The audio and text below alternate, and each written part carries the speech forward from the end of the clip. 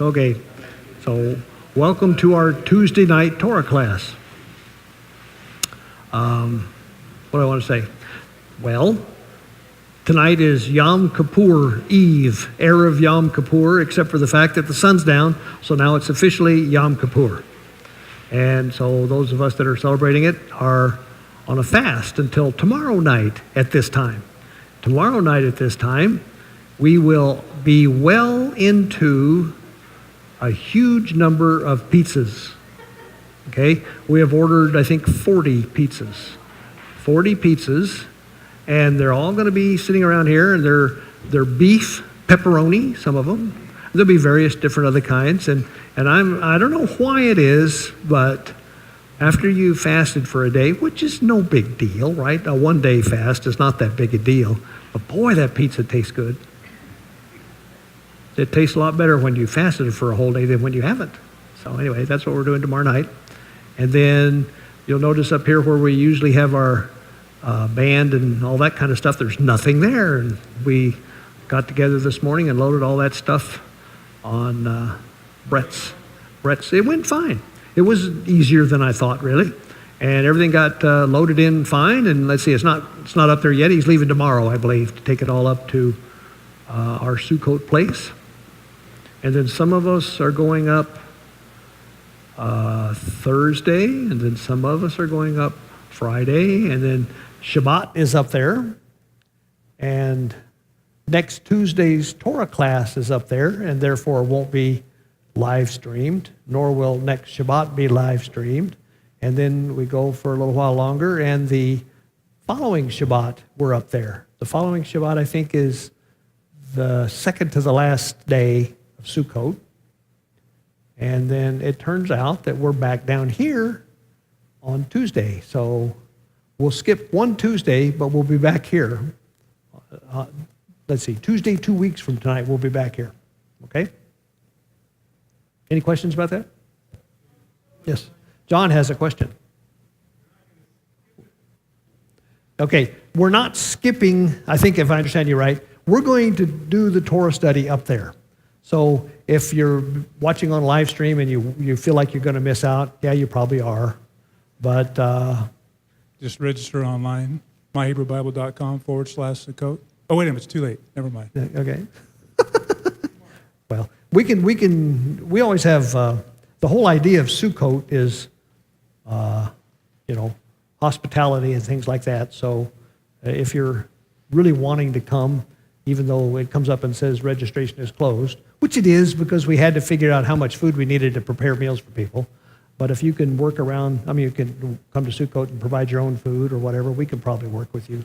So. What time is that tomorrow night? 6:30? Oh, what time is the thing tomorrow night? Is it 6 that we're going to meet?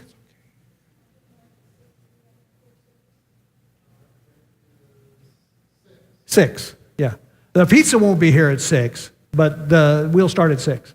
And I was watching tonight. It's definitely dark by between 6:30 and 7 for sure, because it's dark now, right? Yes, October 2nd we'll be back here. At least that's my plan. You never want to be too definite. Okay, let me open in prayer. Well, Father God, thank you for the night. Thank you for this group of people that decided to come out and look at your Torah. Thank you for the things that you're revealing to us in this yet another trip through Genesis. There's so much stuff, so many things, so many nuances that we can get out of this. And I'd ask that you'd be in our conversation this evening, that we would learn from one another, and that we would engage with you. I know you have something for each of us. So I just thank you for guiding us and for being with us. And I thank you most of all for your word. In Yahushua's name, amen. Okay, so last week we spent quite a bit of time on Dinah, Leah's daughter, and the fact that she got, what's the right word? Raped, I guess is the word I don't like, but that's the word, by the Shechem, the son of Hamor, the ruler of this town called Shechem. And we went through all of that and all the things that happened and how They made the deal where if all the men of Shechem would become circumcised, then Hamor's son, Shechem, could have Dinah, Jacob's daughter. And when they were all kind of under the weather because of the circumcision, Levi and who was the other one? Simeon, right? Levi and Simeon went through and killed all of the men. And the rest of the brothers got involved in the carnage and basically wiped out all the male Shechemites and took the women and all the goodies. And Jacob basically didn't know about it. He certainly wasn't aware that this was what they were going to do. And we ended it in chapter 34 when this was all over. Verse 30 of chapter 34 says, "Then Jacob said to Simeon and Levi, 'You have brought trouble on me by making me a stench to the Canaanites and the Perizzites, the people living in this land. We are few in number, and if they join forces against me and attack me, I and my household will be destroyed.' But they replied, 'Should he have treated our sister like a prostitute?' And we discussed about how they certainly had no repentant attitude about what they had done. John. So is Jacob being prophetic here? Because don't they leave the land because of the famine? Well, it could be. That could, yeah, I guess you could say that. In other words, at a high spiritual level, is he causing the famine to come to be? Yeah. That's a stretch. Yeah, no, but it could be. But I mean, saying he does, he'll get kicked out of the land. Yeah. Well, to me, that statement is more revealing of this very deep-seated personality trait that Jacob has of fearfulness. He's basically saying, you guys, you went out and you massacred all these people, and now all the other towns around here are going to hear about that, and they're going to say, boy, we got to get rid of those Israelites before they come after us. And so Jacob's fearful. That's really what his primary motivation is. An inverse of Genesis 12 prophecy of, I will bless those who bless you and curse those who curse you. An inverse of that, you could say, is if you go out of the way and curse someone without a cause, you're going to get kicked out of the land. You're going to get, it doesn't say that, but you could kind of that's fair. Make that I don't think there's a thing wrong with that. Yep. And we also, one of the things that struck me this particular time through it was the fact that these boys, Simeon and Levi in particular, and Dinah were all children of the same mother, and it was the mother who was so disappointed in the fact that she couldn't get the love and affection of her husband. And we talked about how it was just an obvious sign of the dysfunctionality in Jacob and his family that has been obvious for these past 8 chapters or whatever, ever since Jacob was deceived in getting Leah for a wife in the first place. So anyway, I don't know, I find these things very fascinating because there's a lot to be learned here. So that brings us to chapter 35. Didn't we read chapter 35 also? I don't think we did. Because I think there's, if we did, we didn't talk about it. Oh, okay. Okay? If somebody would like to read chapter 35 from verse 1 to verse 15, through verse 15, I think. Yeah, through verse 15. Then we'll talk about it. And if we've read it before, it won't hurt to read it again. I don't remember reading it either. Paul's just trying to confuse me. It's pretty easy to confuse me, so. And Elohim said to Jacob, "Arise, go up to Beth-el, and dwell there, and make a slaughter place there to El, who appeared to you when you fled from the face of Esau your brother." And Jacob said to his household and to all who were with him, "Put away the foreign mighty ones that are among you, and cleanse yourselves and change your garments. And let us arise and go up to Beth-el, and let me make there a slaughter place to El, who answered me in the day of my distress, and has been with me in the way which I have gone. So they gave Jacob all the foreign mighty ones which were in their hands, and all their earrings which were in their ears. And Jacob hid them under the terebinth tree which was near Shechem. And they departed, and the fear of Elohim was upon the cities that were all around them. And they did not pursue the sons of Jacob. And Jacob came to Luz, that is Beth-el, which is in the land of Canaan, he and all the people who were with him.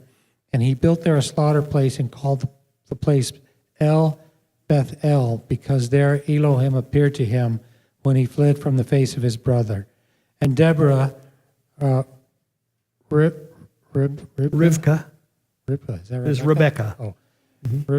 Rivka's nurse died, and she was buried below Bethel under the terebinth tree. So the name of it was called Alan Bakuth. And Elohim appeared to Jacob again when he came from Padan Aram and blessed him.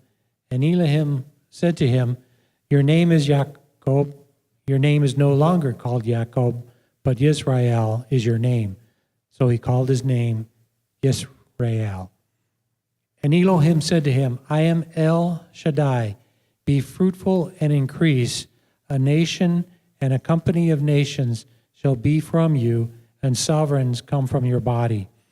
And the land which I gave Abraham and Yitzhak, I give to you, and to your seed after you I give this land. And Elohim went up from him in the place where he had spoken with him.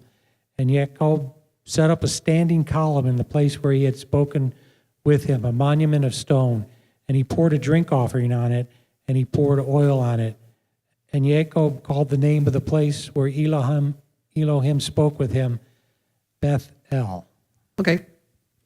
There's several things to talk about in this whole passage. It'll be kind of fun. So we'll go back to the beginning of chapter 35. It says that God said to Jacob, go up to Bethel, settle there, build an altar there to God who appeared to you when you were fleeing from your brother Esau. So, who can remember the story about to which God is referring when he's talking to Jacob here? Can anybody describe that? What happened? What are the circumstances that occurred when God, when he was fleeing from his brother? The escalator to heaven? The escalator to heaven, yes. That's when it was his first night out of town. I would have out said of stairway, but you know. Yeah. It was the first night away from home, and he was up there by himself, and it's described other places, a howling wind in the desert, and he had a rock for a pillow, and he had this encounter with God. And do you remember the commitment he made to God that night? When God said to him, I'll go with, I will go with you. And the next day, he said, were you going to answer that? Okay. He said, if you, I have seen God. And if you will indeed bless me and bring me back to this place, I will give you a tenth of everything that you've blessed me with. Go ahead, what were you going to say? I was going to say about that. Okay. Well, I got to thinking about that. Now, what does Bethel mean? House of God. But there's a lot of other places. And so I went back and looked at some of them, and I think we ought to do this it doesn't take long. When I think of Genesis, I've learned to kind of divide it in my own head. Everything up to Genesis chapter 11 is, it's not really pre-flood, but Genesis chapter 12 starts the story of Abraham. Everything before Genesis chapter 12, Genesis 1 through 10, is, it's Adam and Eve and Noah and all the Tower of Babel. As a matter of fact, I remember chapter 11 because it looks like a tower, if you will. The reason I say that is because the first place we see Bethel is Genesis chapter 12. So why don't you go back to Genesis chapter 12 just for a minute? Let's look there. Let me see where I want to go. 8. Verse 8. So Abram, let's see, I'm going to go to verse 6 and read. Genesis chapter 12, verse 6. Abram traveled through the land as far as the site of the great tree of Moreh at Shechem, which is the one we just read about. At that time, the Canaanites were in the land. Yahweh appeared to Abram and said, to your offspring I will give this land. And so he built an altar to Yahweh who had appeared to him. And from there he went on toward the hills east of Bethel and pitched his tent, with Bethel on the west and Ai on the east. And he built an altar to Yahweh and called on the name of Yahweh. And Abraham set out and continued toward the Negev. So that's the first place that Abram met God. Not the first place, but one of the first places after he got to the land. So it's Abraham has done it. And then if you go on to chapter 13, just a little bit farther, in verse 3,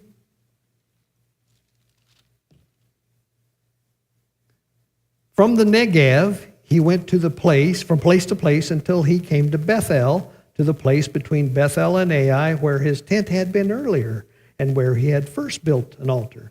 And Abraham called on the name of Yahweh. So the thing that happened between the thing we read earlier in chapter 12 and this thing in chapter 12 was going to Egypt and losing his wife because he introduced her as his sister. And so he comes back to where he last saw God, right? So there's a place we see Bethel again. And then turn over to chapter 28.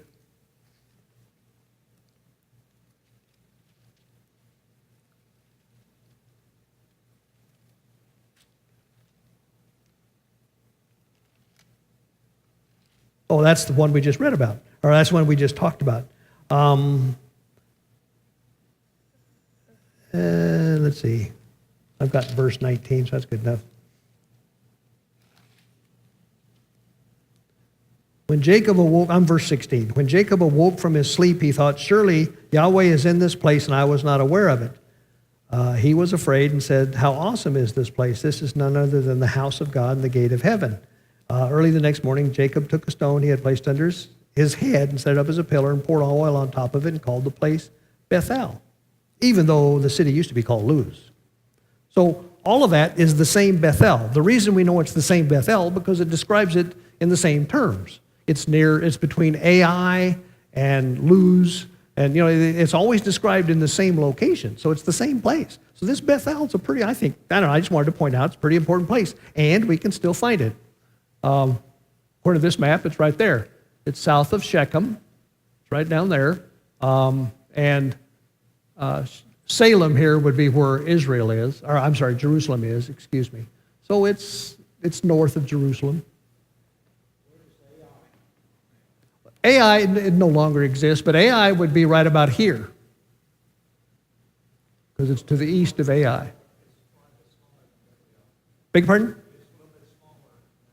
Well, yeah. Bethel no longer exists either, but Ai, it's not on the map or whatever. Whoever made the map just didn't put it on there. But anyway, I just wanted you to realize that Bethel is not a singular place. It's been around in a lot of places. Yes?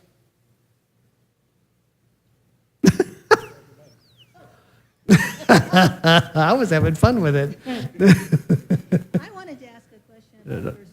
wanted to ask a question about verse 4 Okay, in the chapter we're in? in 35. Yeah, okay. Why did he hide the idols? Let's talk about that.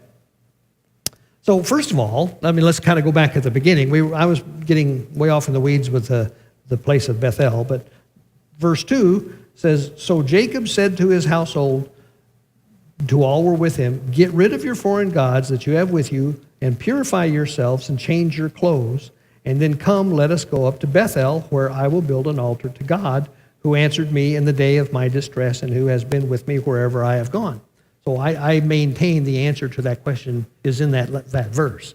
He's going back to where he made that commitment to God 22 some odd years ago. He's basically, and he admits it. God has been with him this whole time, and he remembers the promise he made to God. He says, if you will bring me back to this place, then I will give you 1/10 of everything that you've blessed me with. Now, the foreign gods, this is something that just dawned on me, and you guys can correct me if I'm wrong, but he obviously understood from either the training that he had been given by his father Isaac and his grandfather Abraham, or by just God himself, that God was singular and unique and demanded his sole devotion.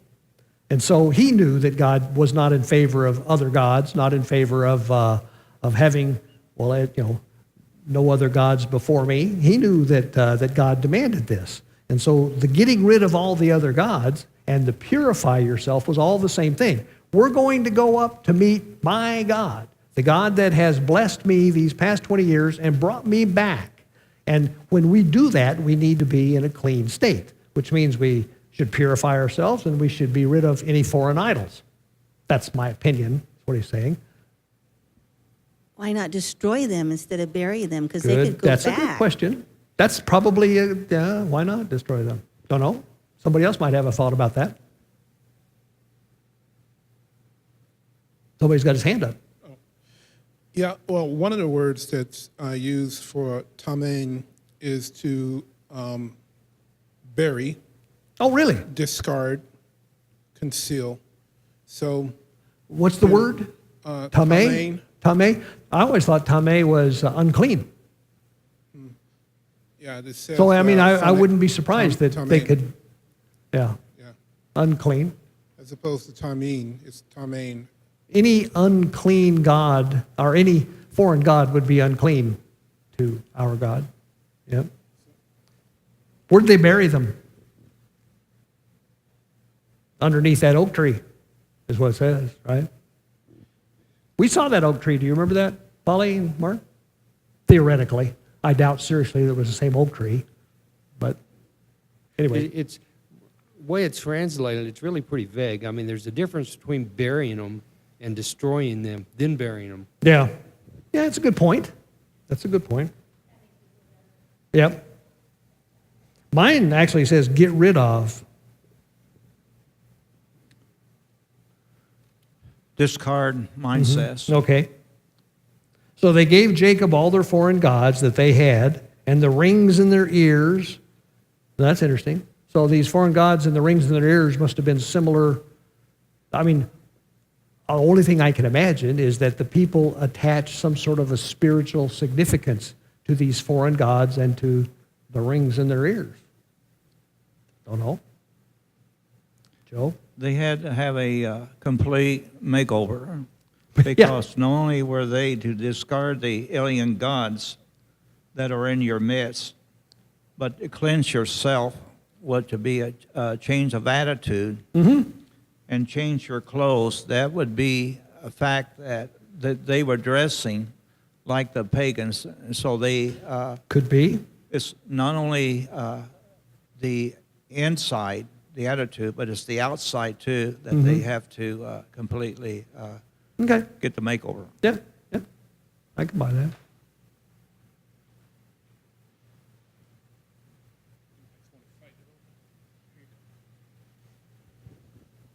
One minor note, it's interesting if you go back and look at how they procured the materials for the idols, how they made them.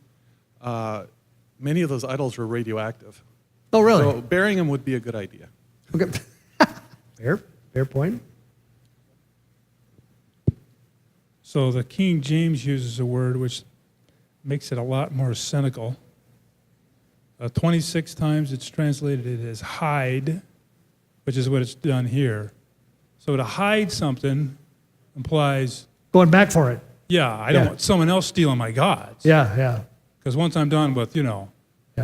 Yahweh God, I need to go back and Yeah. That's a good point. continue on with these treasures of mine. Well, there's a lot of implications. That's a good one. There's a lot of implications here. First of all, we talked before about how many of the people that were involved in Jacob's family weren't originally from, obviously, they weren't from Jacob and Isaac and Abraham. They were pagans from up there with Laban.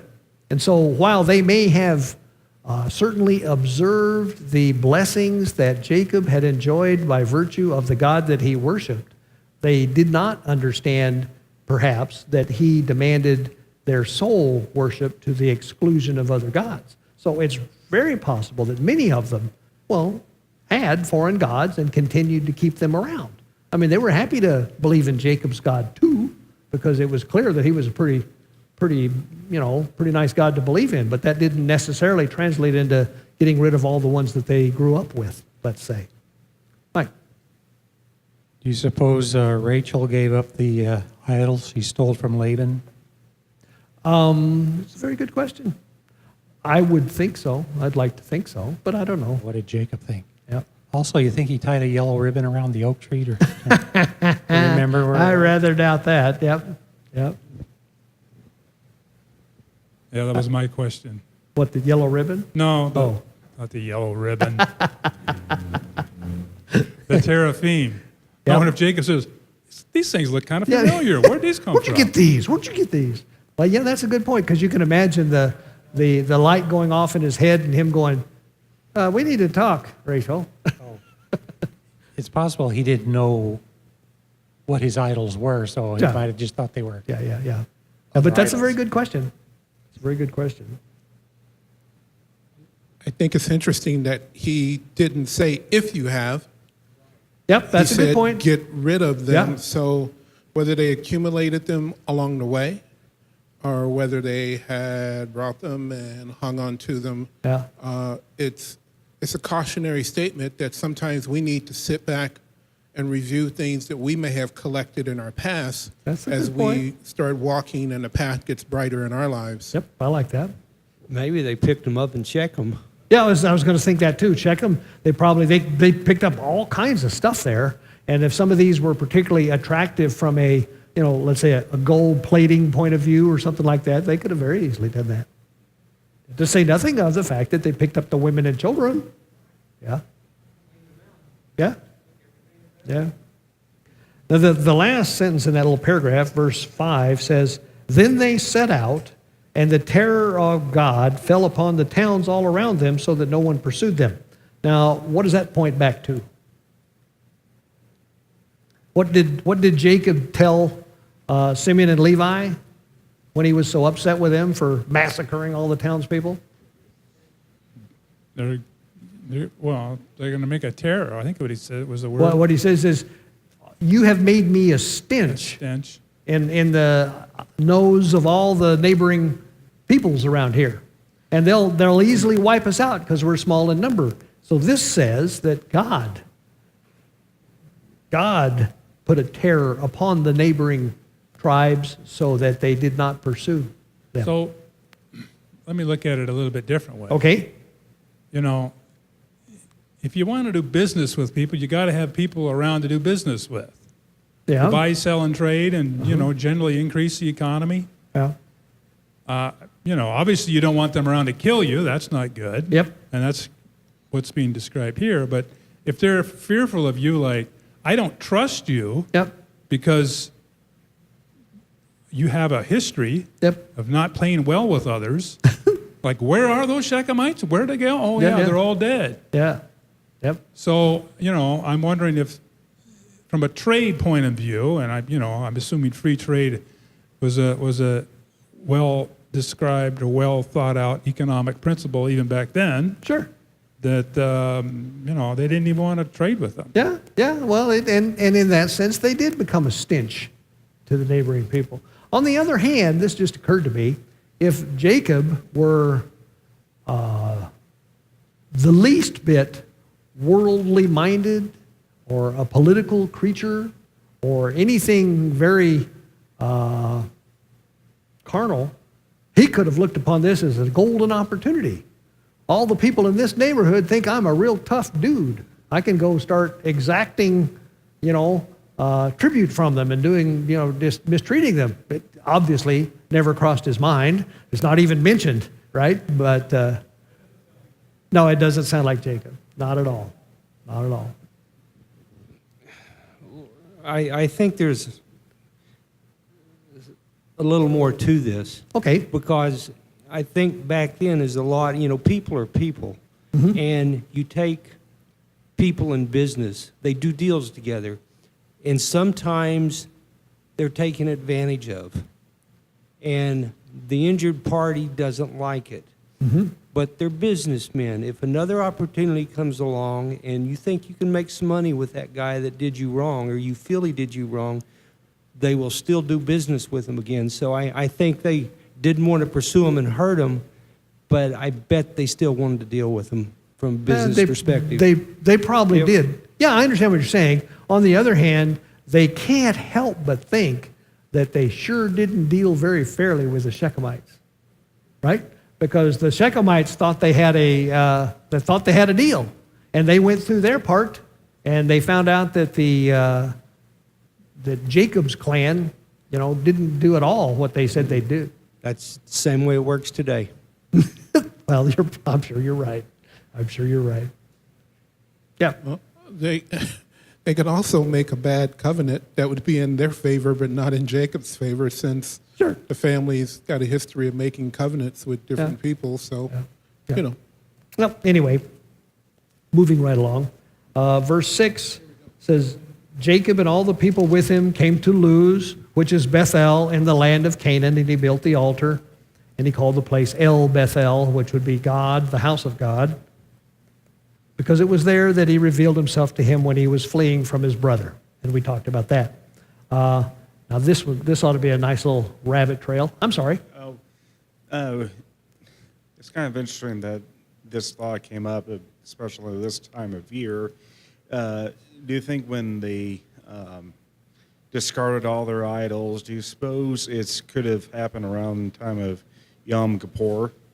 I mean, Well, too. It could. It certainly could have. I don't know. We could put together some clues and maybe come up with something. I mean, it seems like it'd be somewhat consistent, like Yeah. repent of your idols and Yeah. tune towards Sure. God, Yeah. So, Yeah, no, that's a good thought. but a thought occurred to me in the beginning here is that when the Shechemites did their circumcision, entered into that covenant, would they be considered, or not Israelites, but of the covenant people from then on? And Well- and when they massacred them, would that be kind of a civil war thing going on? Yeah, kind of There's like, Cain and Abel deal almost. yeah. Yeah. But no, I tell you, one of the faults that I think we talked about this last week, was that while Simeon and Levi had proposed to the Shechemites that all their men be circumcised so that the two tribes, or the two different groups, could intermarry, and our daughters will become your wives and vice versa and all this kind of stuff. They didn't include God in that. They didn't explain why circumcision was a custom that they adhered to. They didn't do any of that. It was just, well, if we're going to do this, you're going to have to be circumcised. And so my answer to your question is no. I don't think that God entered into it in any way, shape, or form. And furthermore, I think God himself thought that was a pretty bad idea. I mean, I'm not presuming to say what he thinks, but I mean, he meant circumcision to be a sign between the people and him. He didn't mean it to be something that you could use as a weapon against some people that, raped your sister. I know that's not what you were saying, but I guess my point is I don't think the fact that the circumcision was a part of the deal implied that they necessarily would then become a part of Israel. Because I think in order for that to have been a case, they would have had to know what they were doing going into it, and they didn't. That's my opinion. But, I've often thought that what happens if they'd just let them live and they'd sat there and they started intermingling with them and all that? Well, that can't be what God wanted. Because, somehow or another, Abraham knew that he didn't want Isaac to marry a Canaanite. And certainly Rebekah knew, and Isaac for that matter, that they didn't want Jacob to marry a Canaanite. So all of a sudden at this point in time, to think that combining those two groups of people was a good idea doesn't seem consistent. It seems like any time that a foreign people attached themselves to this group, it was because of them observing the mighty hand of Yah and Exactly. seeing those signs. So they willingly elected to say, we will follow you, or we will go with you, or Yep. so it was That's a very good little point. bit more participating Yeah. in the exchange of saying, we're going, all these things that you say we will do, just like Yeah. the Israelites. And there are a ton of examples like that. The primary one, for example, is Ruth. But there's a lot of examples of people in the Bible that understood what this meant and said, we like this covenant, we want part of it. We'd like to be in on that. And God's feeling of that is, if you understand it and you want to be in on it, fine. God's really into adoption. He says that's just okay. Joe. I don't understand, Jerry, the fact that when he went up to Bel, there was a godly fear among the people, and I don't understand that. When he went to where? Bethel? Verse 5, they set out, and there fell a godly fear on the cities which were around them. Why were they afraid? Why was the cities? Why did they were they looking back to what God had done before, that the cities were going to be wiped out? No. I think what he meant here was that what Jacob had said back earlier was, when he was yelling at the boys for doing what they did, he says, you have made me a stench. You've made us a stench in the nostrils of all the people around. Because they're going to hear about this and they're going to think, these are bad people. And he said, and there are many more of them than there are us. They're going to come and wipe us out. And so I think the purpose of this verse is to basically say, God put on those people a godly fear of the Israelites. In other words, they had this opinion, well, those guys, really did a dirty deed, but boy, you better leave them alone because their God is pretty powerful. So just stay away, stay clear. That's kind of what I think is being said there. Everybody else? Okay. Just a side note. When the mixed company left with them when they came out of Egypt, Yep. they weren't circumcised at that point because they didn't have that covenant, that it would be a sign of the covenant that took place later on in the wilderness. So, but yet they saw the signs and wonders that God had done, and they had seen the things so they had made a decision to leave with them. That's Okay, well, one example. But yes, there were other signs and other times all throughout. the covenant of circumcision had been around since Abraham. Okay, but they weren't. No, they weren't. You're right. They weren't circumcised in Egypt. They 'Cause weren't. They weren't practicing it in Egypt. Right. That's right. true. So, That's true. yeah. I wanted to get to this verse here because we're going to have a little fun with this one. Verse 8. Now Deborah, Rebekah's nurse, died and was buried under the oak below Bethel, and so it was named Alon Bakuth, which means oak of sorrows or weeping, oak of weeping. So, who's Deborah, and why do we care about that? What on earth is that verse doing there? Does anybody have any ideas? Okay, who's Rebekah? Beg your pardon? The favorite. Jacob's mother. Yeah, Rebekah is Jacob's mother. Now, if you go back and look at, you remember how Rebekah came into the family? How Abraham sent Eleazar to get a wife for Isaac, and he went back to the same place. As a matter of fact, he went back to, Laban was much younger then, but Rebekah and Laban were brother and sister. And so he goes back there, and all the deal where Rebekah comes out and offers to water his camels and all that. And so Eleazar says, I've come to get a wife for my master's son, and they negotiate, and they end up going back. If you go back and look, and there's a specific place if you actually wanted to go back to, and I can tell you the verse if you give me half a second. Wasn't that Rebecca's nurse? Yep. Well, it says that when they left, among other things, they gave Rebekah's nurse to Rebekah and sent her with Rebekah when they went back to Isaac. So, but this is at that time, they didn't put the name with her. They just said, let me go find the verse, because I wrote it down and then I immediately lost it. Genesis 24:59. So if you go to Genesis 24, did you just say that? Yes.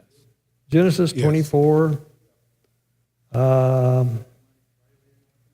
Let's start kind of in verse 34, or middle of verse 34. He says, when they got up the next morning, he said, send me on my way to my master. That he is Eleazar. But her brother and mother replied, "Let the girl remain with us 10 days or so, then you may go." But he said to them, "Do not detain me now that the Lord has granted my success to my journey. Send me on my way so that I go to my master." Verse 57, and then they said, "Let's call the girl and ask her about it."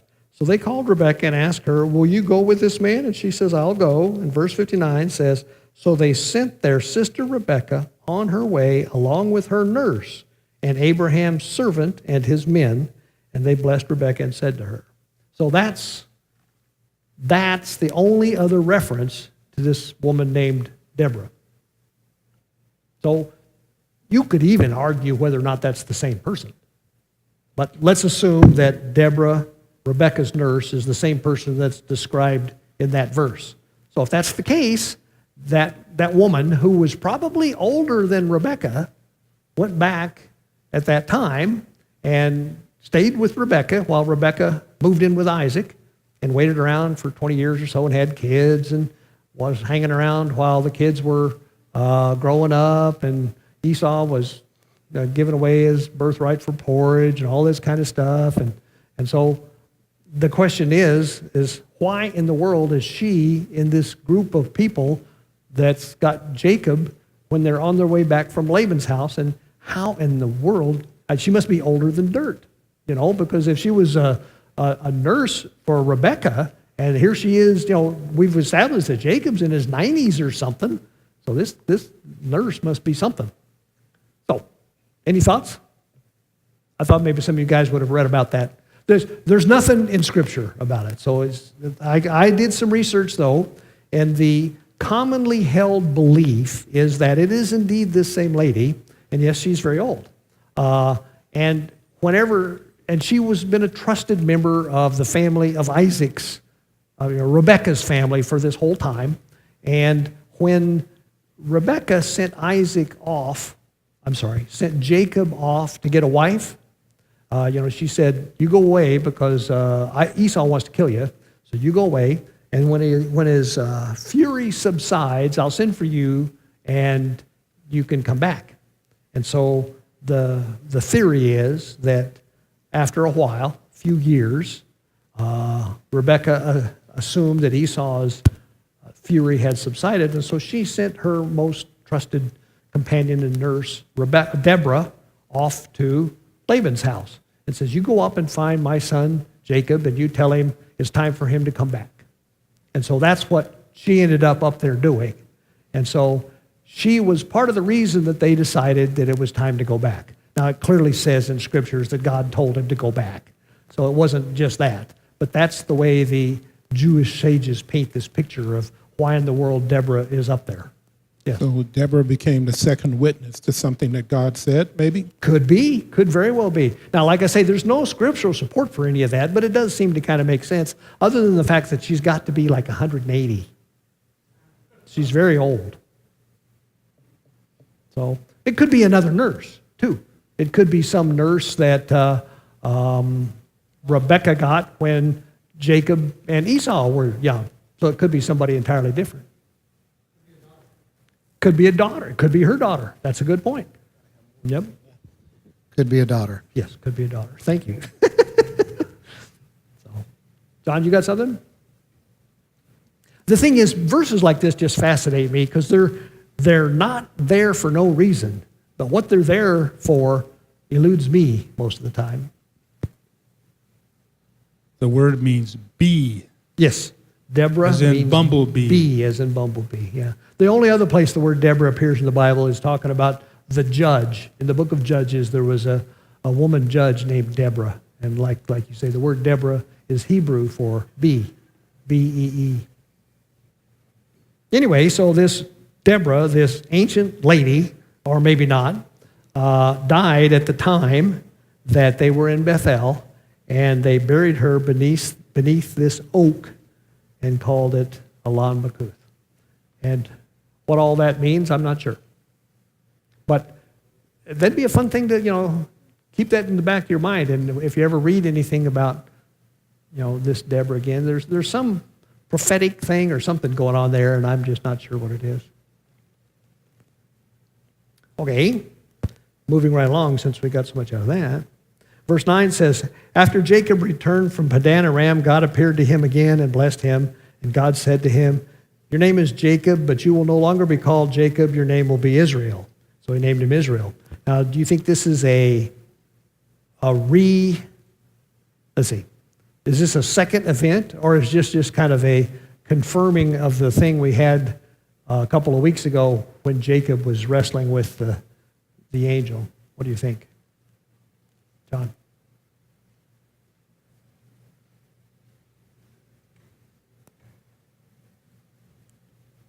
I don't know. We had to wait all the time for you to say that? What do you think? Well, maybe one was the father or the son when one was the father. Okay. I mean, that could be. That certainly could be. He wrestled with the son, Yeah, the physical, what was the Christophany? What was the word Yeah. That could be. That could be. It's only been this time through that I read that, and I thought to myself that all that is just a confirmation. I mean, he could have just as easily added in there, remember, we have established that your name is no longer Jacob, it is Israel. So, I don't know. It's not a terribly important issue. It's what? Second witness. Second witness. That's a good point. So he named him Israel in verse 11. And God said to him, I am El Shaddai, God Almighty. Be fruitful and increase in number. A nation and a community of nations will come from you, and kings will come from your body. The land I gave to Abraham and Isaac I also give to you, and I will give this land to your descendants after you. And then God went up from him to the place where he had talked with him. So, there's a lot there. Then in verse 14, he goes back to his old name.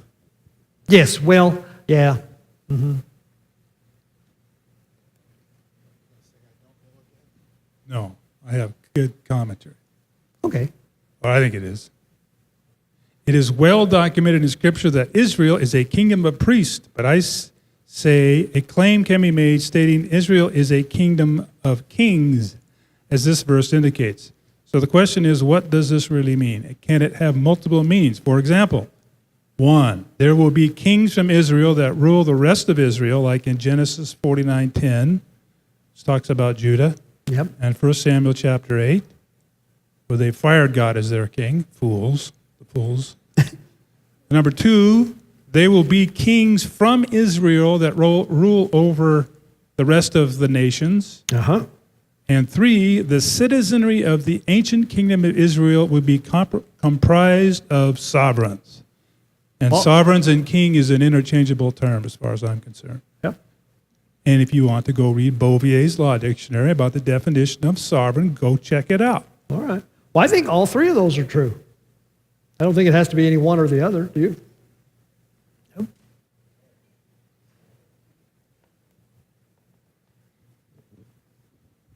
So this is important because when you look up and do a research on the word nation or goy or goyim, most of the time the lexicon says that when goy or nation appears in the singular form, it's almost always referring to the nation of Israel. Okay. That first nation is singular. Okay.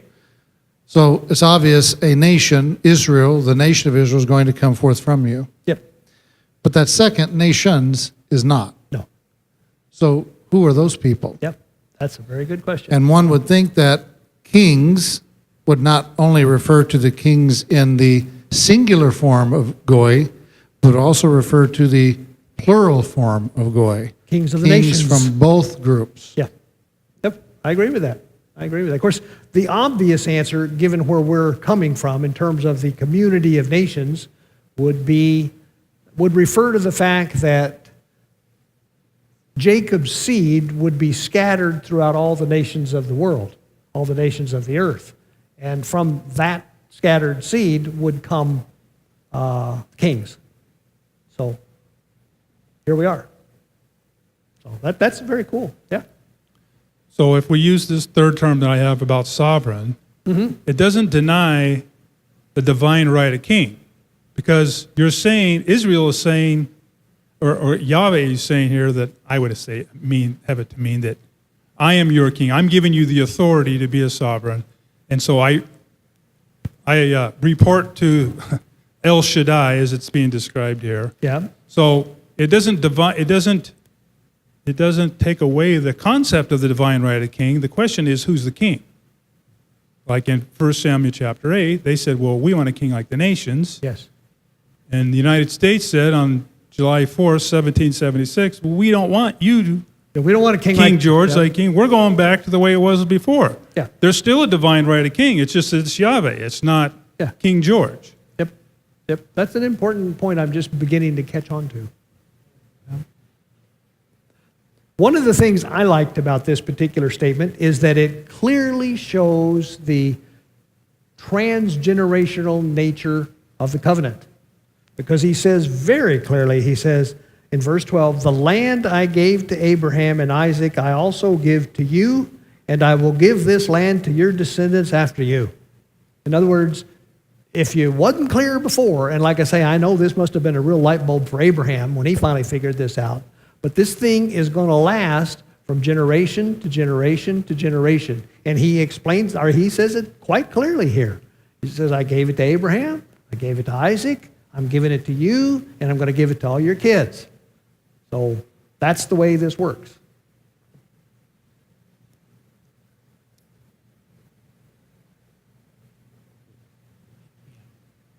What? Are we talking about verse 11? Yes. Oh, 12. 12. Oh. Well, back in verse 11. Okay. Now, I've read these books by Stephen Collins. I don't know if anybody else has read them. I've read them. So you're probably familiar with his take on that the nation in nation is our nation, USA. Mm-hmm.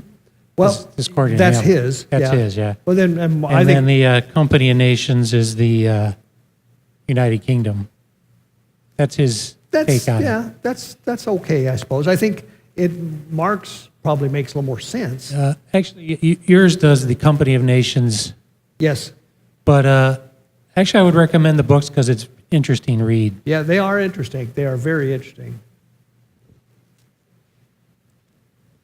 So they're describing all this royalty and all that stuff, right? Mm-hmm. But then by the third or the fourth generation, which is actually Moses, is both the third and the fourth generation, where do we find these sovereigns? Over stuck in Israel, being building slaves. bricks. Yeah, right. So somewhere, somehow, along the way, they dropped the ball. Yep. Is that fair to say? You bet that's fair to say. Now, all you have to do to figure out where they dropped the ball, I guess, is, well, I don't know. I shouldn't say that. I was going to say, well, they dropped the ball. I'll just leave it there. Any other comments? Then it goes on and says in verse 13, then God went up from him at the place where he had talked with him. In other words, God said his piece, and then when it said he went up, basically he climbed back up that ladder, right? Because that's where that was where the ladder was.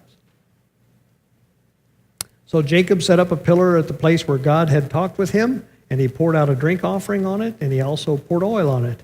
And Jacob called the place where he had talked with God Bethel.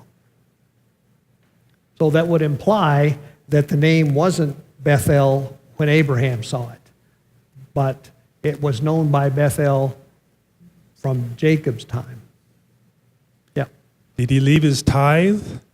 That's a very good question. That's a very good question. It says, because all it says is he poured out a drink offering and oil. Boy, I don't know about that. Surely he did. I mean, because he promised he was going to do that. He must have, if he didn't give God the tenth that God had asked for, that he had basically said he would, it just doesn't record it. I can't believe he didn't do it.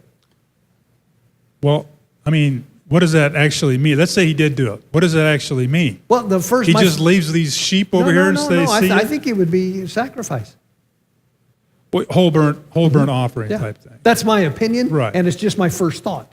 I could be wrong about that for sure. Right. I mean, but that's not normally. That's not the normal sacrifice. Well, I mean, I don't know. It's not like I have a record of how many percentages was, but mostly it goes to the priest. That's their payment in essence. My only point is there isn't really any priest yet. No. And No, so- but the burnt offering is like the foundation thing. That's the first thing that happens. That's the thing that initiates everything. So he may have done the whole thing as a burnt offering yeah, if he that- did it. yeah. Because that would be the only way he could do it, unless he's just he gives it to somebody Yeah. that's needy or something. I guess. No, I don't know. Obviously, I don't know. It doesn't say, but that's what I would assume. That's what I would assume. Well, isn't this fun? So, Yes. yes. Okay, let's move on. So, would someone like to read from verse 16 through the end of chapter 35?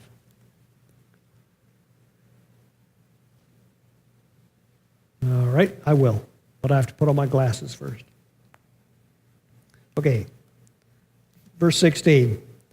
Then they moved on from Bethel. While they were still some distance from Ephrath, Rachel began to give birth and had great difficulty.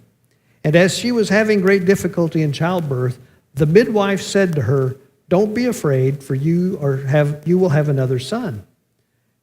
As she breathed her last, for she was dying, she named her son Ben-Oni, but his father named him Ben-Yamin. So Rachel died and was buried on the way to Ephrath, that is Bethlehem. Over her tomb, Jacob set up a pillar, and to this day, that pillar marks Rachel's tomb. Israel moved on again and pitched his tent beyond Migdal Eder. While Israel was living in that region, Reuben went in and slept with his father's concubine Bilhah, and Israel heard of it. Now Jacob had 12 sons. Okay, we got a picture to go along with that one. Right? Jacob had 12 sons, the sons of Leah, Reuben the firstborn of Jacob, Simeon, Levi, Judah, Issachar, and Zebulun. The sons of Rachel were Joseph and Benjamin, and the sons of Rachel's maidservant Bilhah were Dan and Naphtali, and the sons of Leah's maidservant Zilpah were Gad and Asher. These were the sons of Jacob, who were born to him in Padan Aram. Let's stop there, and then we'll do the last two verses in a minute. Okay, so it's pretty clear what's going on here, right? If we go back to the map, he's just met with God, and they've buried the foreign idols and all this kind of stuff. They're heading down south. Now, where they're heading is to Hebron. That's where his home was, and that's where Isaac lives and Rebekah lives. So he's going home. So he goes down on like this, and as he's going down there on the road to Bethlehem, Rachel decides to give birth, if you will, or her body says it's time. And obviously there was something wrong in the birth, and so she died. But she was able to give birth to another son. And she named him Ben-Oni. Does anybody know what Ben-Oni means? He's closer. Oni, O-N-I, means strength. Strength, huh? That's not what mine says. Ben-Oni means son of my trouble. Isn't that interesting how it can mean different things? Well, I got a note from Mike Clayton that says, "Son of my false gods." Whoa, that's even different yet. That's interesting because that's what Rachel had false gods from. Yep. That would fit for that. But I don't know if that's. Yeah. Well, there seems to just obviously something seems that to Michael be Clayton something. had. I always thought it was son of my sorrows. That's what I have. Yeah. Son of my sorrow. But Jacob renames him from Ben-Oni to Ben-Yamin. And so Ben-Yamin is what? Son of my right hand. Son of my right hand. I guess when he was saying son of my false gods is apparently Avin comes from the root idol or false god.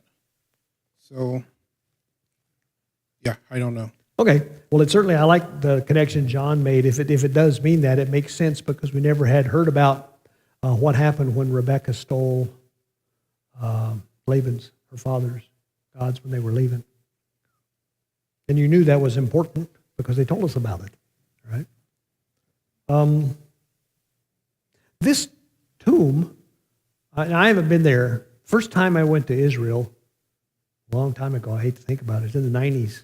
But I remember taking the tour bus from Jerusalem down to Bethlehem, and the tour bus drives by, and they pull over the side, and there's this kind of adobe place there, and they say that's Rachel's tomb.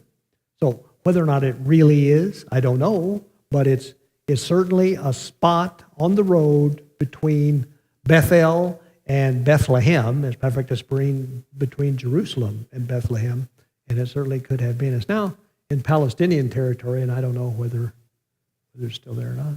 Yeah, It's unrelated to what you're talking that's okay. Mine was fairly unrelated too.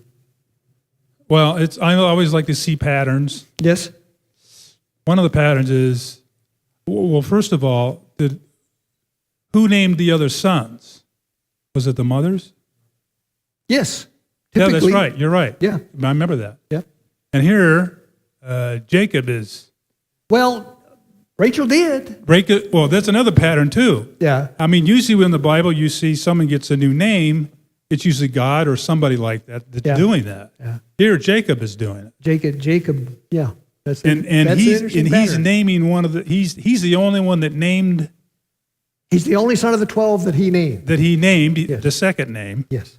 Yeah. Plan B. Yep. Plan B. Yep. The third thing is he's the only one that didn't bow down to Esau. Benjamin, Right. because he wasn't existent.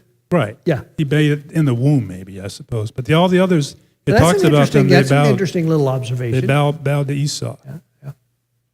That's an interesting point.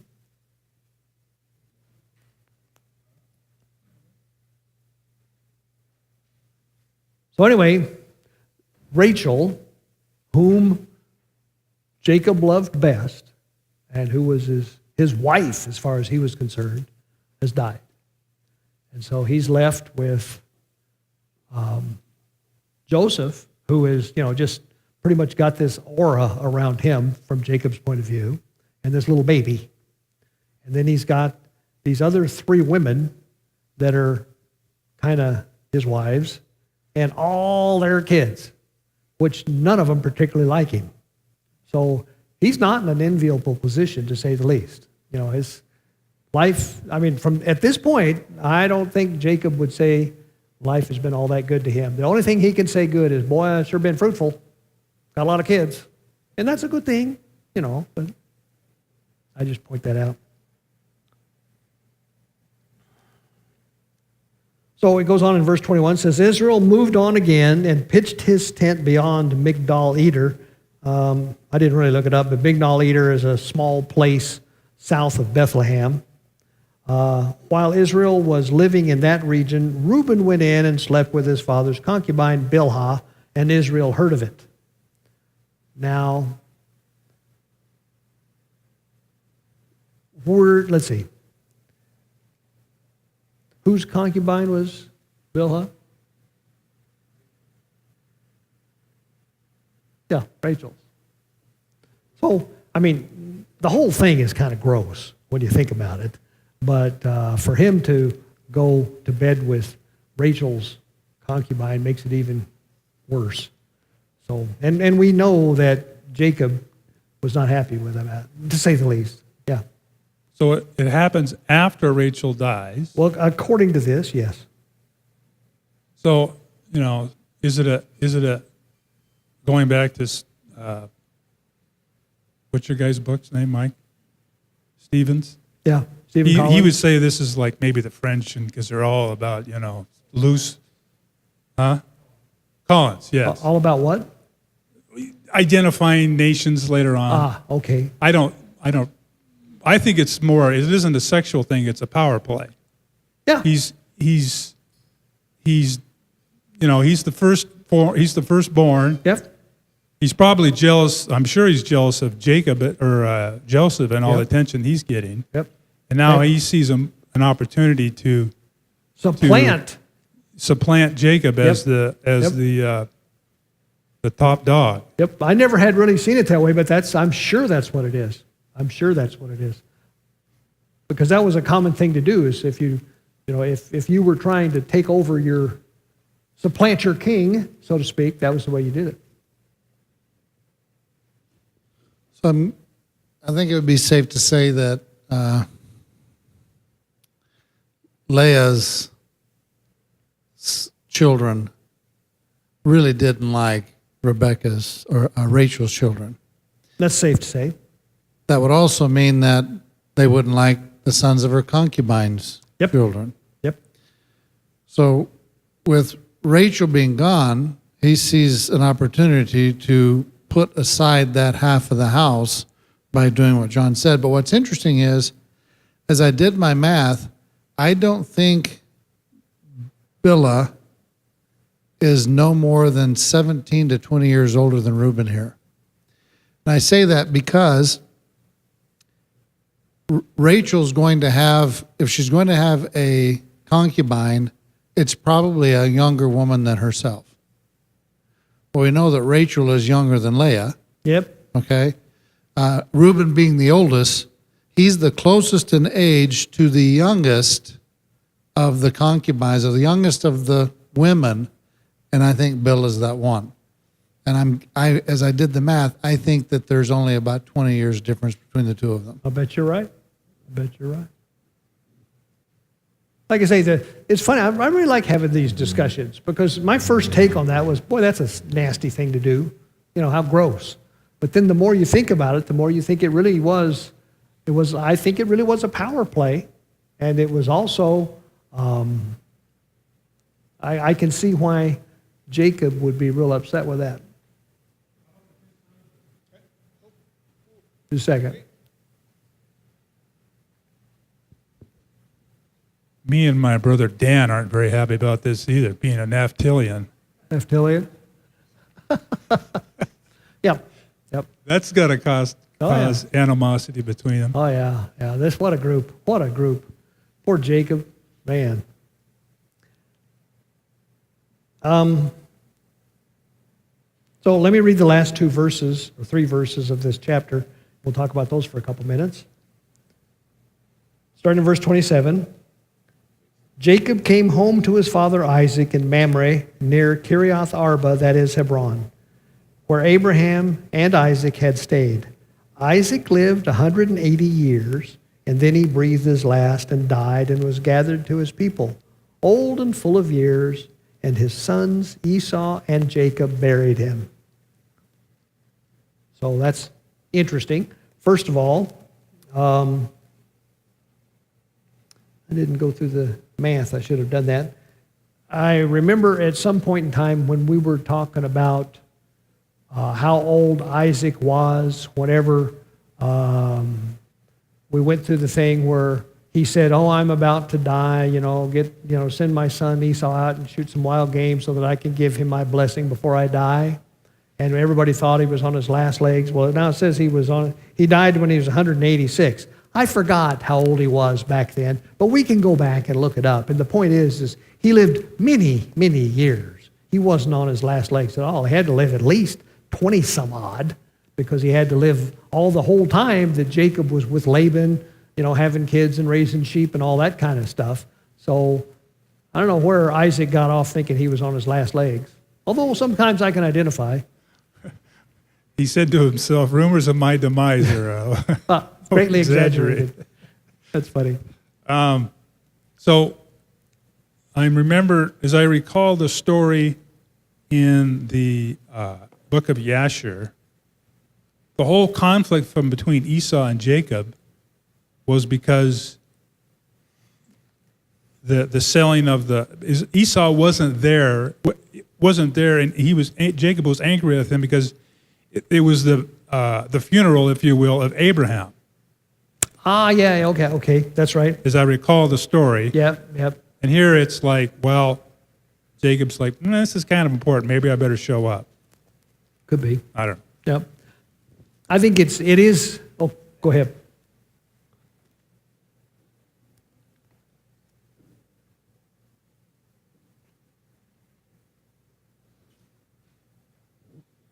The interesting thing also about the names that he's showing up there, there's always been, and I know Judah is very important over on the left side of the family, if I'm dividing the four women there in half, Rachel and Bilhah being one half, and Leah and Zilpah the other half.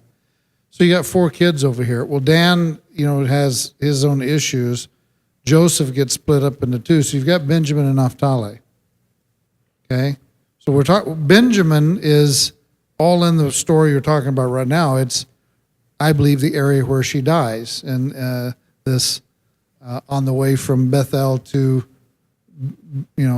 Ephrathah or Bethlehem. Yep. I believe it's in that area of Benjamin before you get to Jerusalem, is my personal opinion. Yep. So it's interesting that Yeshua's place where he did his work, Nazareth, is in the land of Naphtali, on Yep. that side of the family. Yep. It's in Naphtali. Yep. That's true. That's interesting. Yeah. Yep. Anybody else have anything? I think it's interesting that Esau and Jacob buried their father. So obviously Esau and Jacob never really became God. I wouldn't want to say got over it. They evidently tolerated their past, but I doubt that they got together on alternating weekends and played poker. They didn't see each other. Yeah. I was a question for Mark. When did you do that study on that? Was it what portion was it? Okay. Yeah, I know it was at least 6 weeks, it seems like.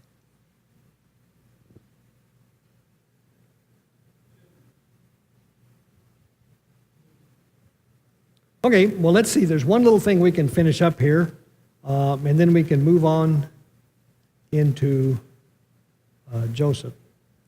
Now, this next chapter is a challenge because it's got so many names in it. Does anybody want a challenge? Read all these Hebrew names? Boy, all these, everybody looks down. Joe. Well, I don't know if this is correct, but We'll tell you every one that's not. the Chronicles of Esau, if I can read this, the Torah would not have devoted an entire chapter to Esau's generosity, or genealogy rather, unless it contained vital teachings. Indeed, a section of the Zorah, IDRABABBH, whatever that is devoted to the mystical exposition of this chapter. From the liberal sense of the verses and the parallel genealogies in Chronicles, it became clear that many of Esau's descendants were produce of incest and illegitimacy, according to the something. Okay. That is interesting. So I'll read it if you want to.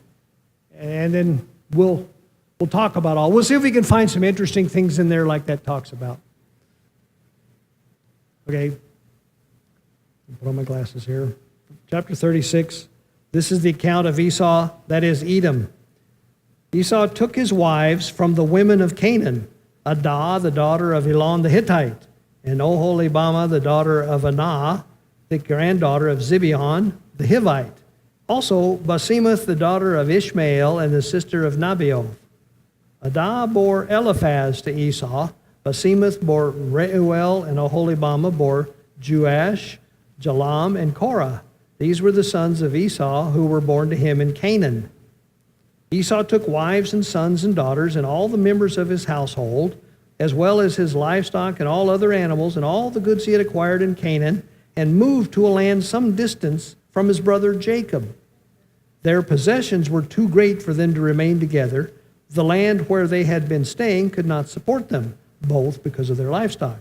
So Esau, that is Edom, settled in the hill country of Seir. This is the account of Esau, the father of the Edomites in the hill country of Seir. Let's go back to the map for a minute. So if you see here, this says Edom. The hill country of Seir is down here. As a matter of fact, that says right there, if you could read it, Mount Seir. Mount Seir is commonly thought of as Petra. Okay, so if you're around Petra and you ever see Petra, if that's not Mount Seir, it's close to that. So that's down here. Now they were living either in Hebron or Beersheba most of the time. So it would appear that after the split, after Jacob stole the blessing or whatever you want to say, and had to escape and go north and mess around with Laban for 20 years, Isaac finally got the hint that Jacob was going to be the inheritor. And so he told Esau, okay, take all the stuff you got there and all these Canaanite wives you have and go settle somewhere else. And so he came down here. This is where Esau settled. So that's what that says. I'll go on. Verse 10, these are the names of Esau's sons: Eliphaz, the son of Esau's wife Adah, and Reuel, the son of Esau's wife Basemath. The sons of Eliphaz was Teman, Omar, Zepho, Gatam, and Kenaz. Esau's son Eliphaz also had a concubine named Timnah, who bore him Amalek. And these were grandsons of Esau's wife Adah. Now, Amalek's a name I'm sure you recall. The sons of Reuel, Nahath, Zerah, Shammah, and Mizah. These were the sons of Esau's wife Basemath. And the sons of Esau's wife Oholibamah, the daughter of Anah, and granddaughter of Zibeon, whom she bore to Esau, Jeush, Jalam, and Korah. These were the chiefs among Esau's descendants. The sons of Eliphaz, the firstborn of Esau, were chiefs Teman, Omar, Zepho, Kenaz, Korah, Gatam, Amalek, and these were the chiefs descended from Eliphaz to Edom, and they were the grandsons of Adah. The sons of Esau's son Reuel, the chiefs Nahath, Zerah, Shammah, Mizah. These were the chiefs descended from Reuel and Edom, and they were the grandsons of Esau's wife Basemath. And then the sons of Esau's wife Oholibamah, the chiefs Jeush, Jalam, and Korah, and these were the chiefs descended from Esau's wife Oholibamah, the daughter of Anah. And these were the sons of Esau, that is, Edom, and these were their chiefs. Okay? There's even some repetition in there, but that's basically Esau's family tree. That's all the kids that Esau had through those three wives of his. But then in verse 29, it goes on and it says, these were the sons of Seir the Horite who lived in the region. So Seir was the name of a Horite, some native chieftain that lived down there in the land that Esau basically took or was given, however you want to look at it. And so it goes on and talks about him. The Horites were the people that lived there where Esau ended up going. So these were the sons of Seir the Horite who were living in the region: Lotan, Shobal, Zibeon, Anah, Dishon, Ezer, and Dishon. Got two Dishons. Oh, Dishon and Dishon. These sons were of Seir and Edom were Horite chiefs. The sons of Lotan, Hori and Homam. Timnah was Lotan's sister. The sons of Shobal, Alvan, Manahath, Ebal, Sepho, and Onam. These were the sons of Zibeon. And Ahijah and Anah. This is the Anah who discovered the hot springs in the desert while she was grazing the donkeys of her father Zibeon. Ooh, I didn't know that. So anyway, the children of Anah, Dishon and Oholibamah, the daughter of Anah. The sons of Dishon were Himdan, Eshban, Ithran, and Karan. And the sons of Ezer were Bilhan, Zaavan, and Akan. And the sons of Dishon were Uz and Aran. And these were the Horite chiefs: Lotan, Shobal, Zibeon, Anah, Dishon, Ezer, and Dishon. These were the Horite chiefs according to their divisions in the land of Seir. Boy, I got almost nothing out of that. I'd like to know more about that, but right now, I don't have a whole lot. But let's mush on and see if we can put anything. Yeah, you got something? Yeah, they could have made it a lot easier and did like George Foreman did and just name all his boys George. Yeah. Let me finish the chapter. We'll go back and see if we can get anything out of it. Verse 31, these were the kings who reigned in Edom before any Israelite king reigned. Bela, the son of Beor, became king of Edom, and his city was named Dinhabah. When Bela died, Jobab, the son of Zerah from Basra, succeeded him as king. And when Jobab died, Husham from the land of the Timonites succeeded him as king. When Husham died, Hadad, the son of Bedad, who defeated Midian in the country of Moab, succeeded him as king, and his city was named Avith. When Hadad died, Samlah from Masrekah succeeded him as king. And when Samlah died, Shaul from the Rehoboth on the river succeeded him as king. And when Shaul died, Baal-Hanan, son of Achbor, succeeded him as king. When Baal-Hanan, son of Achbor, died, Hadad succeeded him as king, and his city was named Powell. And his wife's name was Mehetabel. That's a great name. Daughter of Matred and the daughter of Me-Zahab. These were the chiefs descended from Esau by name according to their clans and regions: Timnah, Alva, Jetheth, Oholibama, Elah, Pinon, Kenaz, Teman, Mibzar, Magdiel, and Imram. These were the chiefs of Edom according to their settlements in the land they occupied. This was Esau, the father of the Edomites. Now, I did some looking into that from a historical point of view. We could look at this. This is in the book and just talk about it. Way up at the top here, around 1800 BC, Esau moved to Mount Seir, and you can read about that, in Genesis chapter 36, which is where we are. Okay. After that, Moses and the Israelites traveled around Edom about 1400. When we get to Exodus, one of the things, I guess it's actually Numbers, one of the things we're going to find out is when the Israelites were coming out of Egypt and going up to take the land, they came to Edom. Edom was in the way.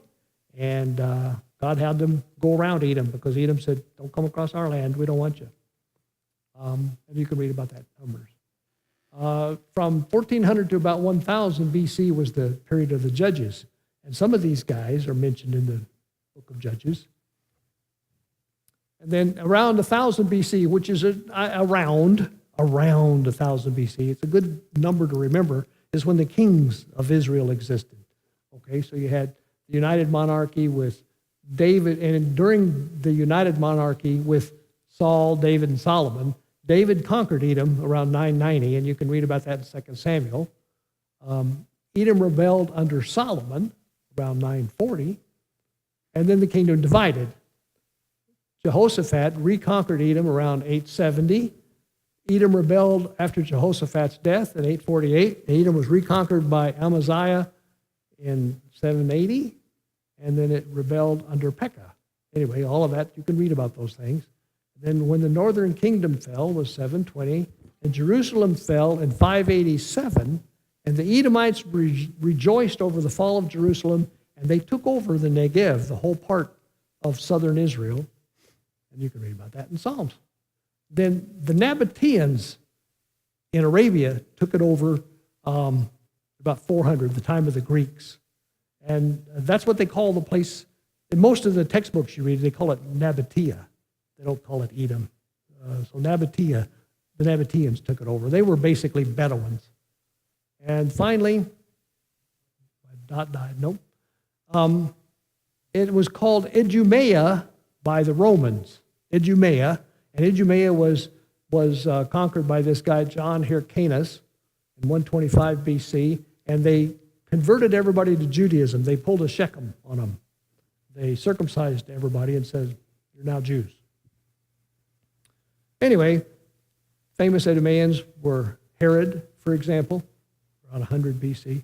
And I don't know, I just put that together to show you what we know about Edom, what I know. Yeah. Yeah, I like it. In fact, I'd like to have a copy of that. Okay, what's in the book? So, is it safe to say that the descendants of Esau are intertwined with the history of Israel? Yes, it is safe to say that. Definitely. Like the Romans were the head of were the Edomites? Mm-hmm. You bet. And Amalek, for example? we read about Amalek. Amalek was a descendant of Esau. And Amalek had been a pest or a thorn in the side of Israel forever.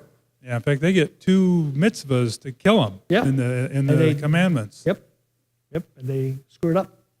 Well, thanks. It's also, you mentioned 2 Samuel chapter 8, but of course in 1 Samuel chapter 8, they say to God, where they fire God, Yes. we want a We want a king like the other nations. the Edomite. Is that safe to say? Yeah, you bet. But I don't know why this chapter's here. I'm sure there's a lot of prophetic things in here that I don't have a clue about, but a lot of it is just recorded history. There's no reason not to value this as recorded history. One of Job's friends is Eliphaz. I don't know if it's the Yes. same guy, Yep. but they call him Eliphaz the Temanite. Yep. Oh, yeah. That fits. There's Uz. So is that the same Uz guy, is you in- think? I think it is. There's this Uz in interesting. here. Uz is Uz and Buzz? yep, Uz and Buzz are part of the book of Job. Yep.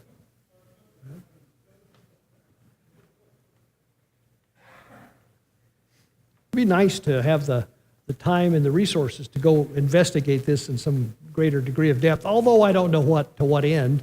It's just interesting. I just need you to clarify something where I can't see it from here, but where you said they circumcised them and had them convert to Judaism. This is not anywhere in scriptures. It's like 125 BC. There was this guy named John Hyrcanus, H.Y. Hyrcanus or something. He was during the time of the Greek times. And he, I think, was king, Roman king of Israel, or maybe something like that. But anyway, he conquered them. He conquered Idumea, the Latin name, the Roman name for Edom, and he forced all the men, he circumcised, forced conversion to Judaism through circumcision. So is this individual from the tribe of Judah? How are we mixing Judaism or the tribe of Judah with Edom here? Well, it's another example of not doing it with any scriptural authority. I mean, it was basically a kind of a sadistic punishment for having lost their war, lost the battle. Was he from the tribe of Judah? Or I think don't know? I don't know whether he was from the tribe of Judah. I think he might have been an Israelite though. Was he a Roman? Don't know. I do not know. It's not that hard. This guy's well documented. I just don't happen to know. I have another question while we're on this one topic, just for your thought. Well, you brought it into my head, and I can't get it out. Stop thinking of this now. And it's something where Kaya came home from last Tuesday's study because I didn't come. She was telling me, I don't remember who brought it up, but she said it was an interesting point that going back to the story of, I say Dinah, but maybe I'm saying it incorrectly, that her brothers didn't really think that maybe that they would really do this, that they wouldn't follow through with it. Uh-huh. That it was maybe they're sure it was a plan to make sure this wasn't going to happen, and they did it, and now it did happen. And this may be giving Levi and Simeon a little too much credit, but perhaps they were thinking, okay, now they did this, and there is no connection to God. They have been done, and there is no connection. Now what are we going to do? We have to remove them because... maybe it's because they realized there wasn't a connection. I remember that discussion. I thought that was kind of an interesting take on it.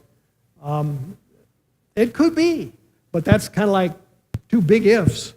I mean, because the first if would have to be that those brothers were quick enough mentally to think, oh, they'll never do this. They'll never agree to this, and we'll be off. And so the first thing has to happen, and then the second thing that has to happen is them having to be of such a nature that they would say, oh, this is terrible. God's not going to like this. This is the only way we can get out of it. And neither one of those seemed very likely. I'm not saying it couldn't be true, but yeah. Also, whoever these people are descendants of, they obviously come from somewhere else other than Edom, because I believe all of Edom is circumcised, if I'm not mistaken on that. Aren't the sons of Ishmael circumcised? Well, that's true. That's true. So I don't know whether they did that or not. That's a very good question. They fell from their practices like everyone else does. Yeah, that was my thought. Circumcision is going to have to be something that you want to do, because it's a pretty easy thing not to. You know, you got to do it. There's a very limited time there when they're, when the, 8 days is the time. And I suppose, and this is just me blabbing here, but as each year rolls on, it becomes less and less likely. And then if it goes from generation to generation, it'll pretty soon just become like, could you believe what our grandfather used to do? Kind of a And thing. clearly, the wives that men took from other nations, like Zipporah, don't want their husbands to do it. Yep, good So point. those are issues that the husbands have to deal with. So, my point was, our brother Judah has been tracking Edom, and they say that Edom is Rome. Okay.